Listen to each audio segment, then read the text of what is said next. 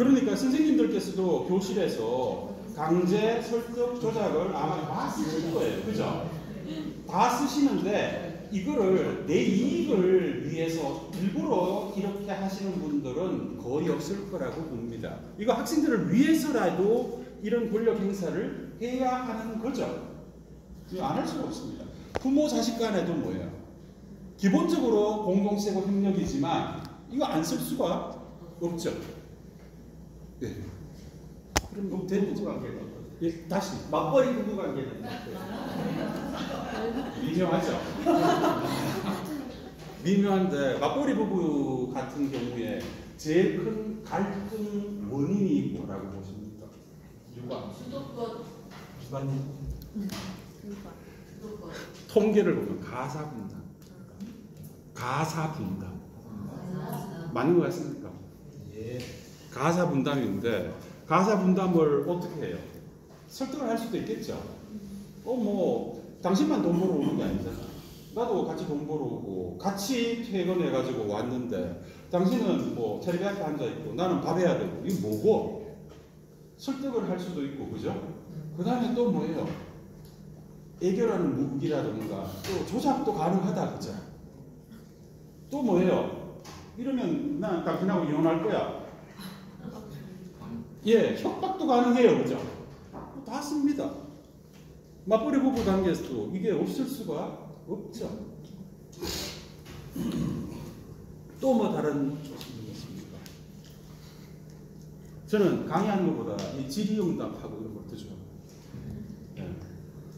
아무런 반응이 없으면 이해를 한 건지 만 건지 벽보고 얘기하는 것 같아요. 되게 힘들어요. 뭐 없습니까? 지금 넘어가. 예. 아까 여기 질문하신 것과 비슷한 내용인데요. 정부나 어떤 권력에서 그렇게 행사하는 것들은 저런 식으로 분석하고 역사나 살펴보는 게 괜찮을 것 같은데 그 인간관계에서 그거를 의식하고 생각하면 약간 좀 사람을 좀 인격적으로 안 대하는 듯한 느낌도 약간 있고 더 좋은 방법이 아닌 것 같다는 생각도 약간씩 들어서 그런 부분을 어떻게 생각을 해야 될지. 권력은 물론 이렇게 활동하겠지만 그걸 자꾸 의식하게 되면 어떻게 쟤를 조작하거나 이렇게 할 수 있을까 이런 생각을 문제는 이런 거예요. 권력이라는 것은 요즘 청와대가 아니죠. 용산에 있고 그 다음 국회의사당에 있고 그 다음 시청에 있고 경찰서에 있고 이렇게만 생각하면은 실질적으로 우리 일상생활에서의 권력관계 이해 못하거든요. 실질적으로는 어떠냐면 용산이라든가 아니면 국회라든가 시청이라든가 이런 거는 사실 권력관계에 있어서 빙산의 일각이 됩니다. 여기에만 초점을 맞추고 있으니까 우리 일상생활에 돌아가는 미세한 권력관계를 이해 못하는 거죠. 이해 못하면 뭐가 되느냐? 발리는 도처에 깔려져 있는데 편의점에 들어가도 아까 얘기했지만 권력관계예요. 슈퍼마켓 들어가도 그렇고 교실에서도 그렇고 그래서 사실을 적나라하게 알아야 할 필요가 있습니다. 그러면 이렇게 권력관계를 이해하고 권력을 행사한다는 것, 권력을 행사한다는 게 나쁜 거예요? 아니면 좋은 거예요? 그렇죠. 중립적이에요. 이거를 악용할 수도 있고요. 선용할 수도 있습니다. 근데 권력은 선입관을 가지고 이건 나쁜 거고 이건 괴롭히는 거고 이렇게 생각하기 때문에 사실 권력을 이해 못하고 권력을 이해 못하면은 우리가 발리는 거죠. 오케이, 또 다른 분 질문 있습니까? 예. 빨리 넘어가도록 하겠습니다.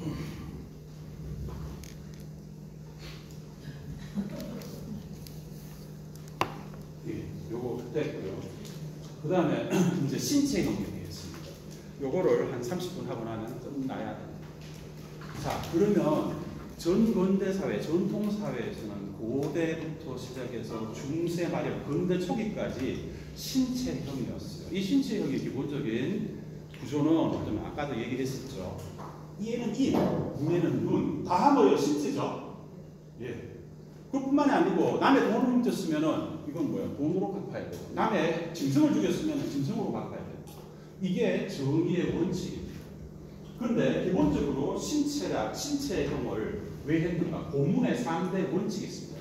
우리는 어떠냐면 고문이라는 것은 힘센 자가 약한 자를 잡아놓고 마음대로 막 괴롭히는 거라고 생각하는데 사실은 그게 아니었어요. 나름대로의 원칙과 원리가 있었어요. 그게 바로 이 세 개로 이유가 됩니다. 먼저 신체형 고문을 하는 것은 진리를 규명하는 겁니다. 지식과 권력, 즉 범죄와 범인과 범죄를 밝히는 과정에 고문이 포함되어야 하는, 그러니까 사람을 그냥 괴롭히기 위해서가 아니고 범인과 범죄를 밝히는 요게 지식이죠. 여기에 권력이 동원되는 거죠. 그러니까 다시 말한다면 진리를 힘의 행사를 통해서 쟁취한다는 게 제일 기본적 원리입니다. 이제 근대 과학의 시초를 프란시스 베이컨으로 잡는 사람들이 꽤 많습니다. 프란시스 베이컨.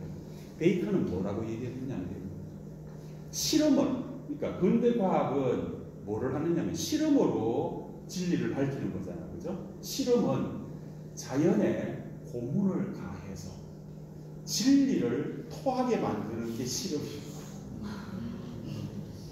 자연에다가 고문을 가해서 진리를 자백하게끔 만드는 게 뭐예요?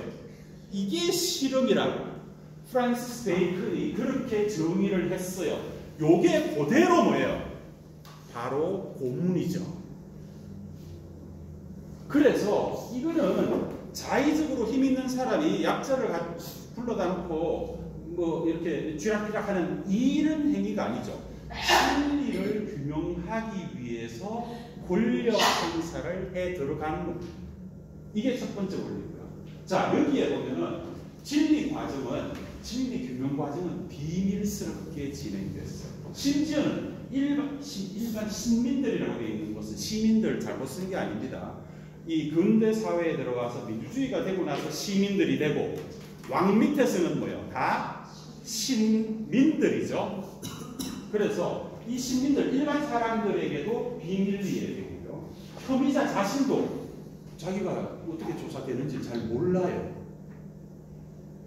이 이유는 진리는 소수 엘리트의 전유물이라는 생각을 이 당시에 갖고 있었어요. 그러니까 일반 사람들한테는 진리를 얘기해줘도 잘 모른다. 두 번째, 진리를 일반 사람들, 무식한 사람들이 알면은 뭐예요? 오히려 알아서 병이 된다. 이런 거예요. 그래서 심지어는 umberto eco라는 사람이 쓴 뭐 장미의 비밀이라든가 이런 걸 보면은 그 아주 소중한 진리가 적혀 있는 문서에서는 책장을 이렇게 침 붙여가지고 넘기는데 독약을 발라가지고 이거 바르면 죽도록 만드는 거예요. 이게 진리는 비교입니다. 비교는 뭐예요? 비밀스럽게 전파되는 거예요. 소수들한테. 자, 그래서 이 고문의 종착지는 고백과 자기의 관철한 요청으로 나옵니다. 이건 좀 이따가 배울 거고요. 왜 고백, 자백이 중요하냐? 첫 번째는 이 사람이 아까 얘기했죠. 자연의 고문을 가해서 자연 스스로가 진리를 자백하게 만드는 게 실험이었다고. 왜 자백이냐 하면 가장 강력한 증거입니다. 다른 증거가 별로 필요 없어요. 자백을. 그다음 두 번째는 그러면 이 당시 아까 식민 얘기했을 때 했죠. 왕의 진정한 승리입니다. 왜냐하면 법이라는 것은 왕의 명령이거든요. 왕의 의지로서 명령된 건데 그 법을 어겼다는 것은 내가 왕에게 도전하는 거죠. 그렇죠? 그래서 자백을 하고 그 다음에 자비를 간절하게 요청하게 되면 반역자가 스스로 자기가 잘못했다는 것을 자인할 뿐만 아니라 사죄를 받게 되니까 왕의 진정한 승리가 돼 나온다는 거예요. 그래서 진리 규명 과정에서 권력 행사를 통해서 이 자백의 양식으로 진리가 규명되어 나가는 이 과정이 바로 고문입니다. 그다음 두 번째, 위계적 원리라는 건 이렇습니다. 중세 사회에서는 이렇죠. 모든 사람들이 다 죄인이에요. 왜요? 우리는 원죄를 하는 거예요. 모든 사람들이 기본적으로 다 죄인이에요. 죄인인데, 보세요. 죄인인데, 날 때부터 원죄를 갖고 있는데, 이 사람이 그 원죄를 갖고 있는 걸로도 일단 죄인이지만, 어떤 범죄를 저질렀다고 의심이나 혐의를 받는 것으로만 해도 뭐예요? 저 사람 인격이 부족하다든가, 인간관계가 안 좋다든가, 뭐 이런 이유가 있죠. 그래서 의심이나 혐의만으로도 뭐예요? 원죄 플러스 의심, 혐의, 죄가 있는 거죠. 그렇죠? 그 다음에 큰 의심, 작은 의심. 큰 의심을 받으면 큰 범죄죠. 작은 의심을 받으면 작은 범죄죠. 그러니까 모든 죄는 뭐예요? 일단 처벌이 필요해요. 그렇죠? 일단 처벌이 필요합니다. 근데 위계적 질서라는 것은 이런 거죠. 자, 큰 의심을 받으면 큰 고문이 가해질 수 있어요. 작은 의심을 받으면 작은 고문만 해야 합니다.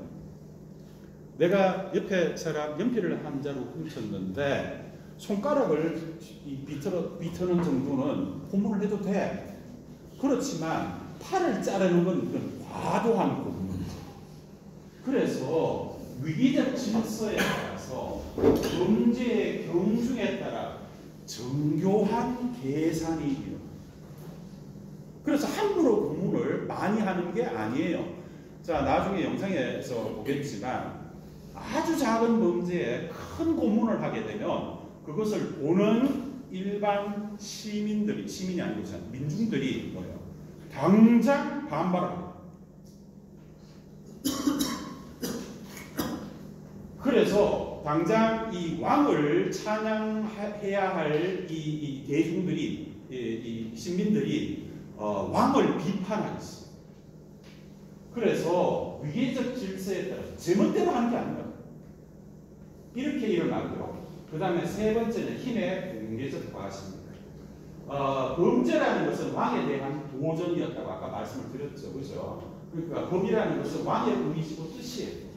왕의 명령입니다. 이 왕의 명령을 어긴 게 바로 범죄죠.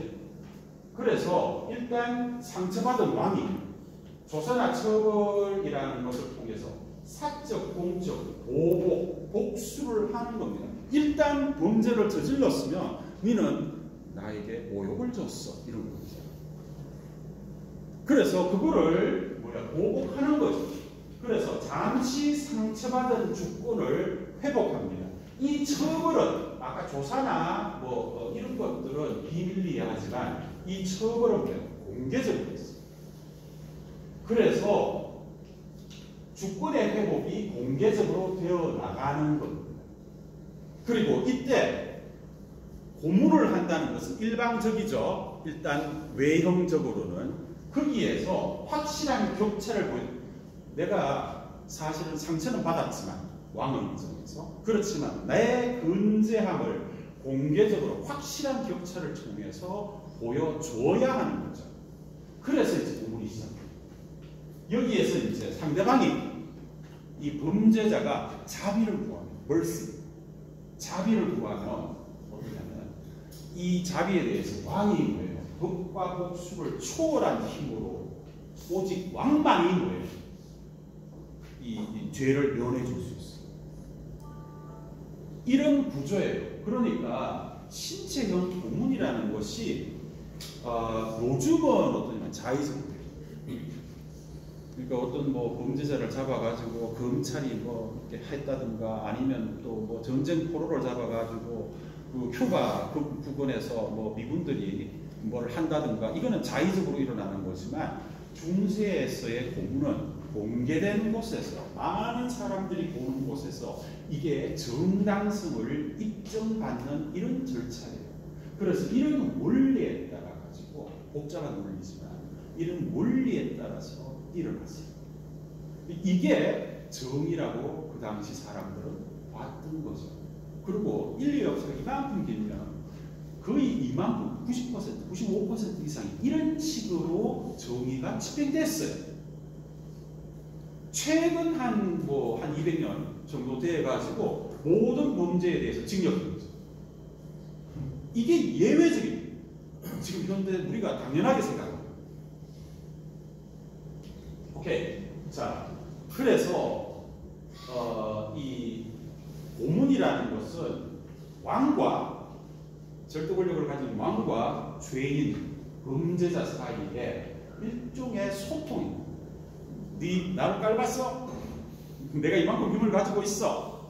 그렇지만 네가 자비를 구한다면, 네가 범죄를 자백하고 용서를 구하고 자비를 구한다면 그거 내가 해줄 수 있어. 이거죠. 그래서 진리에 이르는 위험한 길이에요. 왜 위험하냐면 이 사람이 고문을 받아도 끝까지 자백을 안 하고 끝까지 자비를 구하지 않을 수 있고, 그러면서 자기의 그 무죄를 목숨을 걸고 증명해낼 수 있습니다. 이렇게 됐을 때 어떻게 될 것 같아요? 이 고문을 한 고문관은 잘립니다. 그리고 왕은 심각한 타격을 했죠. 그래서 아까 얘기했죠. 꼭 힘 있는 사람만 권력 행사를 하는 게 아니라고.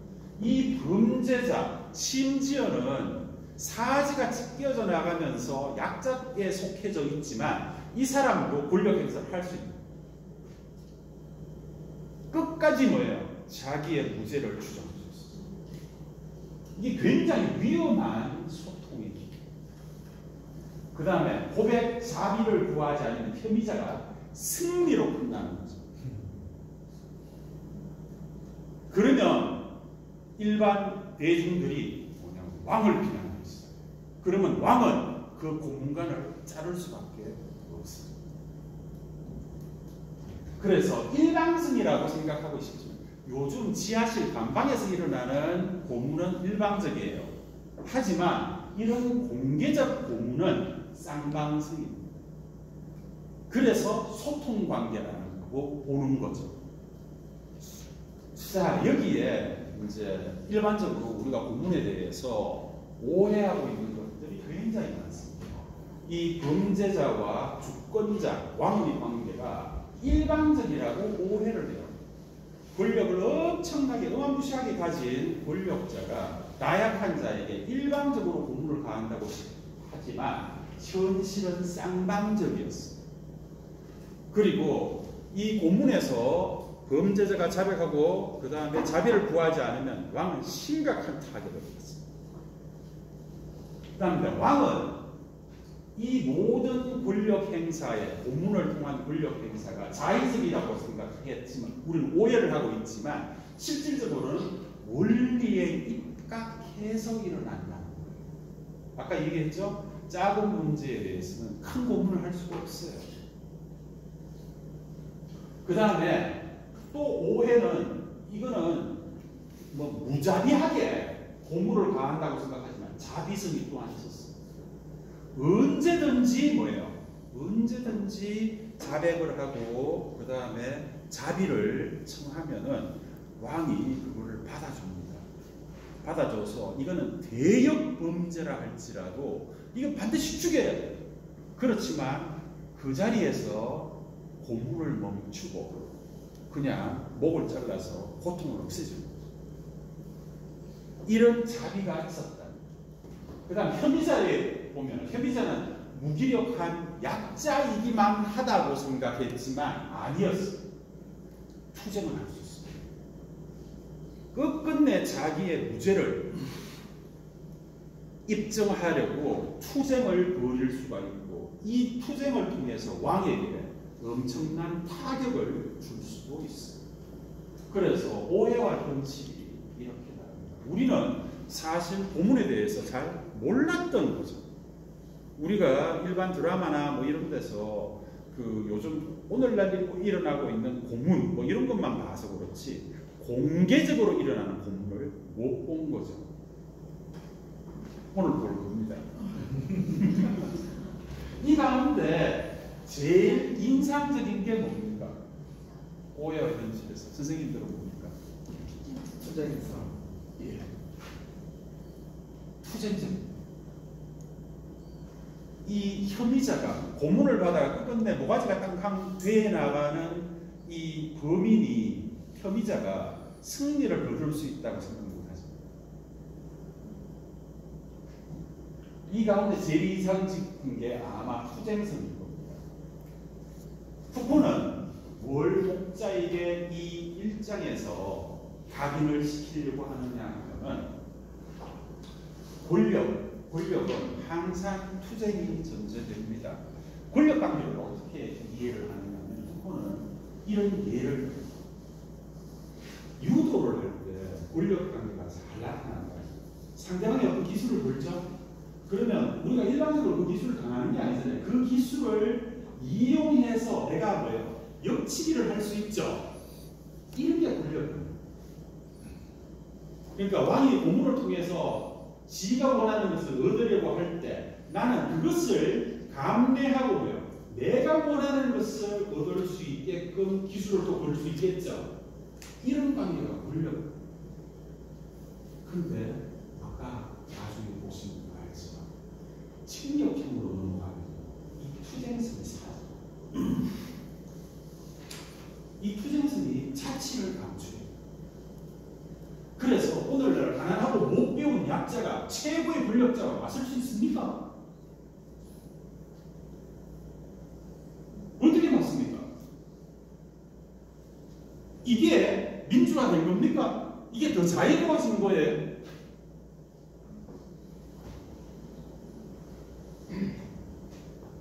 유전무죄, 무전유죄라 그러죠? 힘없고 돈 없고 약자들이 권력에 맞서지를 잘 못해요. 옛날에는 왕에게 도전했어요. 내가 고문을 당하고 사지가 찢겨져도 왕에게 도전할 수 있었어요. 최고 권력자. 이런 투쟁의 목소리를 우리는 고문에서 들어야 합니다. 오케이, 이 정도 해놔놓고요. 그 다음에 선생님 보시면은 여기에 브레이브 할 때 영화가 동영상이 있습니다. 예, 동영상 밑에. 예. 자, 이거 편집을 했고요. 중요한 장면만 편집을 했고요. 7분 한 개씩 올립니다. 자세히 보세요. 우리가 제가 강의를 듣고 나서 보면은 굉장히 다르게 보일 수 있을 거예요.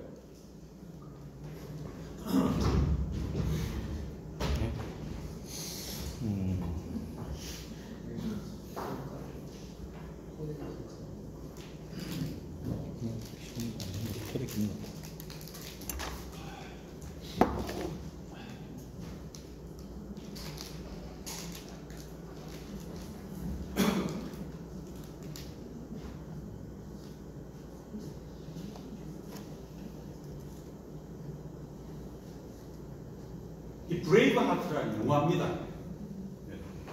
멜 깁슨 나오는 이거 알죠?